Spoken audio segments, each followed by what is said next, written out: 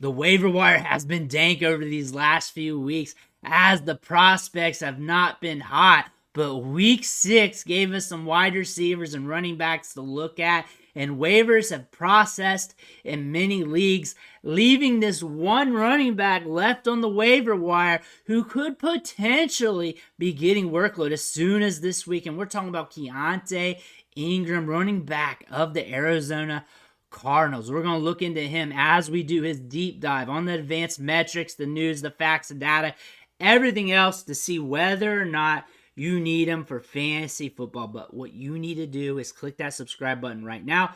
Click it with your finger on your phone. Tap it with your mouse. Whatever you need to do to get it done. Stop missing out on these deep dives. Stop missing out on all these waiver wire videos. We cover the waiver wire from top to bottom all week long with multiple videos giving you content you need on the waiver wire. On top of that, we help you get the trades done. We help you set those lineups and everything else. Click that button. Stop missing out. Let's look at Keaontay Ingram real quick. James Conner on IR. He's going to be out for a bit due to a knee injury, and that's going to open up the depth chart for some of these running backs to capitalize, get some opportunity to showcase what they can do. Keaontay Ingram was out last week as well due to a neck injury, and now he's back. He's practicing on a limited basis, and now we're going to see when he will be back in the lineup. Could be this week, could be next week, but right now the team is seeing what's up with him. But looking at his production this year has not been much, as he's scored barely any fantasy points this year, had hardly any rushing production, about 20 yards on the season, as James Conner has been eating up the workload out of this backfield. But we've been talking about him over the last few weeks as a stash at the running back position, especially for deeper leagues, and Keaontay Ingram might be stepping in to his opportunity, the opportunity we've been waiting for him to get as soon as he gets back from this neck injury. Looking at his production, there's hardly been any. Again, this is only his second season in the league. He's a late round pick. Hasn't really gotten much opportunity, as his backfield has been held down by veteran running backs over the last 2 seasons. James Conner's been getting it done. He's been productive. Again, we're looking at a running back who has only 39 rushing attempts on his NFL career and 75 rushing yards. He's also averaging 1.9 yards per carry on his career, 2.2 last year, 1.3 this year. The sample is not really big enough to get a full opinion on what he can do on the NFL field. We saw some stuff in preseason last year and a little bit this year, but Keaontay Ingram is one of those players who has some stuff in their prospect profile that gets you excited. First thing is the production. He was productive at Texas, especially before Bijan Robinson got there. Then he transferred out to USC. Did well there with 911 yards, and he has been productive with 2 different collegiate programs. That is something we like out of prospects. A player that can go from one college to another and be productive at both. That means they can transition quickly from one team to another, which is something we hope he does rather soon with Conner out. Also, he's a bigger running back who catches passes out of the backfield. Remember when we were talking about him in rookie drafts last year in 2022? We like bigger running backs who catch passes out of the backfield. And when you're looking at late round prospects, you want to look at those bigger running backs who can also get it done in a passing game, because that gives them more opportunities between the tackles, catch the ball in the backfield. That allows them to be more dynamic for their offense. And you look at what he did with 2 different collegiate programs, he was able to churn out some production. He also had 89 total catches on his career. And looking at the advanced metrics from college, he turned out 3.41 yards after contact per attempt on his career, 3.71 at USC, 366 and 305 at Texas. So he can get it done after contact, forcing a lot of missed tackles. He's got a lot of wiggle to his game for his size. He moves laterally very well. He's very elusive for his size as well. And he's also got decent size adjusted athleticism. As you look at the burst score, the speed score there, 80th percentile, 4.53 40-yard dash at 221 pounds. Very solid for a running back prospect drafted in the 6th round. So a late round prospect, but nonetheless, he is getting his opportunity sooner than later, which is something we might see as soon as this week. But looking After reports coming out, he is listed as the RB2 on the depth chart.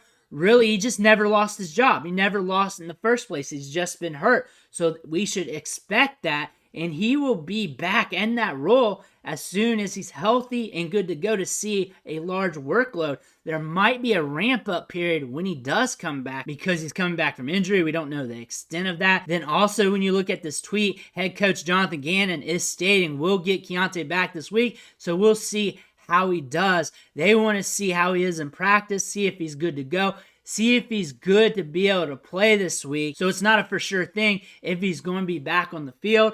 But when he's good to go for a full workload, he should be back at the RB1 role as he should be, because that's where he's always been in the first place. Keaontay Ingram's going to get his role back once he's ready to get it, but that could be this week, that could be next week, that could be the week after. We have to read the tea leaves here and see what happens. But looking at the running backs behind him, Amari Demercado is the high hand right now. Had a decent week last week. Good size, adjusted athleticism. Should push for a committee in this backfield. Tony Jones was just picked up. A crafty veteran with some size, good vision, gets the job done.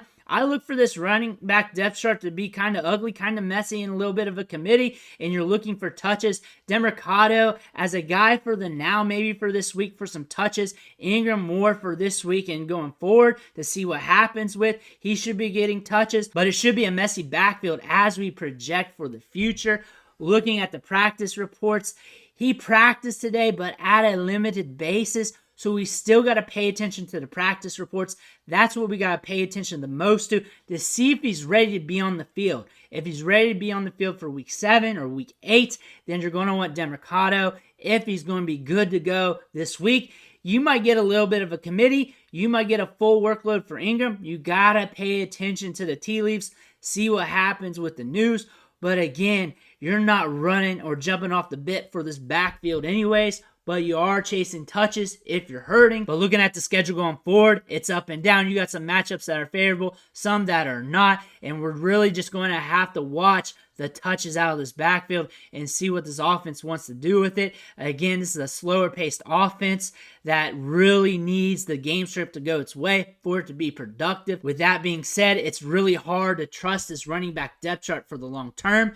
But you need Keaontay Ingram because you need running back touches. You're hurting at the running back position. You need a stash. You need a running back that catches passes out of the backfield. You need that no matter what. And you're willing to chase any running back who's jumping into a role where they're seeing more touches just to see what happens.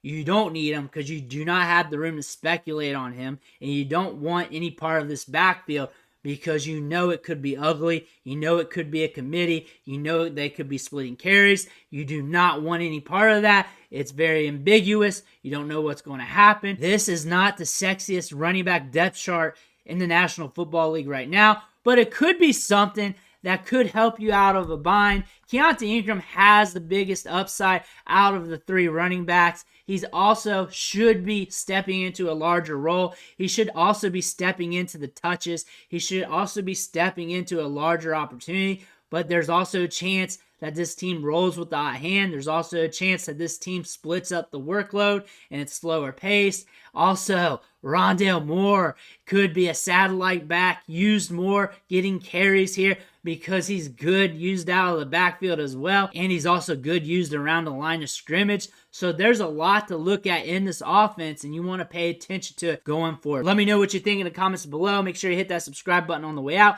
and I'll catch you on the next video.